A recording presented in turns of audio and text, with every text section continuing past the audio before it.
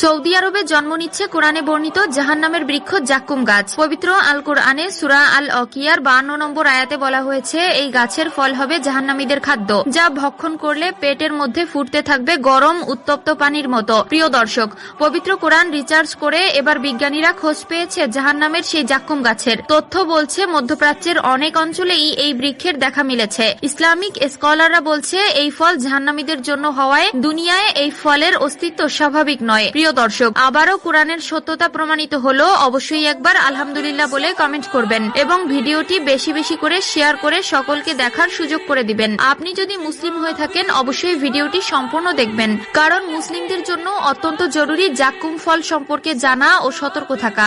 জাক্কুম ফল জাহান্নামীদের জন্য কতটা ভয়ঙ্কর ভিডিওটি সম্পূর্ণ দেখলে বুঝতে পারবেন।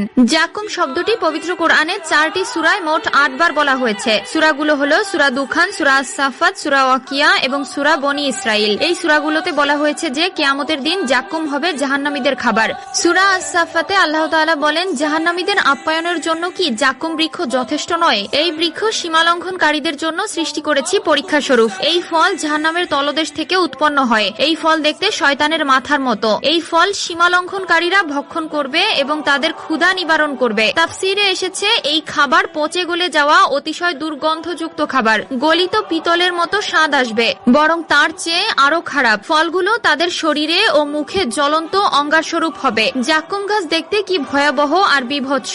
এই গাছ রয়েছে সৌদি আরবের তায়েফ অঞ্চলে। মক্কা থেকে 80 কিলোমিটার দূরে তায়েফ শহর। শহরটির চারদিকে শীতল পাহাড় দ্বারা বেষ্টিত। কয়েক বছর ধরে এই অঞ্চলে জাক্কুম গাছও সমৃদ্ধ হচ্ছে। এটি প্রচুর বড় বড় তীক্ষ্ণ কাঁটাযুক্ত একটি গাছ। পবিত্র কোরআনে সূরা আল অকিয়ার 52 নম্বর আয়াতে বলা হয়েছে, এই গাছের ফল হবে জাহান্নামবাসীদের জন্য খাদ্য স্বরূপ। এই খাবার মূলত জেনাকারী বা ব্যভিচারী নারী পুরুষদের খাওয়ানো হবে। আল্লাহ পাক আমাদের সকলকে জেনা ব্যভিচার থেকে হেফাজত করুক, আমিন।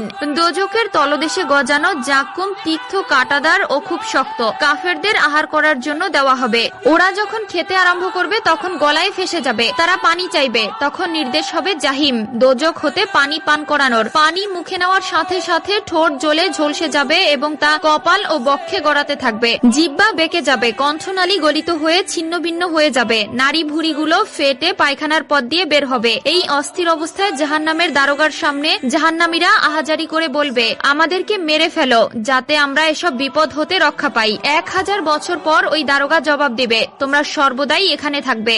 এর 1000 বছর পর আল্লাহ তাআলার নিকট প্রার্থনা করবে, হে আল্লাহ, আমাদের প্রাণ নিয়ে নাও এবং তোমার রহমত দ্বারা এই আযাব হতে রক্ষা করো। 1000 বছর পর আল্লাহর দরবার হতে জবাব আসবে, খামোশ, আমার নিকট প্রার্থনা করবে না।